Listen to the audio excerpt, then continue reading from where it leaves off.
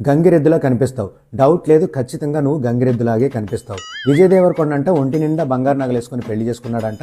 ఇక నుంచి అబ్బాయిలందరూ అలాగే బంగారు నగలు వేసుకుని పెళ్లి చేసుకోవడానికి ఇష్టపడుతున్నారంట. అబ్బాయిల తల్లిదండ్రులు ఇప్పటి నుంచే ఆ బంగారు నగలు కొనడానికి డబ్బులు కూడబెట్టాలంట. అక్కడ ఉన్నది విజయ్ దేవరకొండ. అతని పర్సనాలిటీ చూసారా?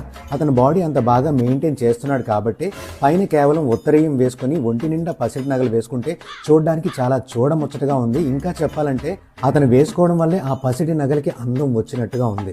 కానీ నువ్వు నేను వేసుకుంటే ఎలా ఉంటుందో తెలుసా? సర్కస్లో జోకర్ లాగా కనిపిస్తాం.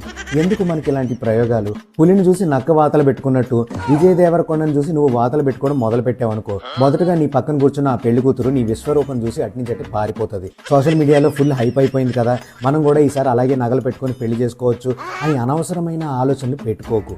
ఈ బంగారు వ్యాపారం చేసే వాళ్ళందరూ ఉన్నారు చూడు, వాళ్లే ఇలాంటి ఒక పిచ్చి ఐడియాని హైప్ చేయడం కోసం సోషల్ మీడియాలో స్ప్రెడ్ చేస్తున్నారని నా అనుమానం. బట్టలన్నీ ఇప్పేసి ఆ బంగారు నగలన్నీ ఒంటి మీద వేసుకొని పెళ్లి పీటల మీద కూర్చునే సాహసం మాత్రం చెయ్యకు.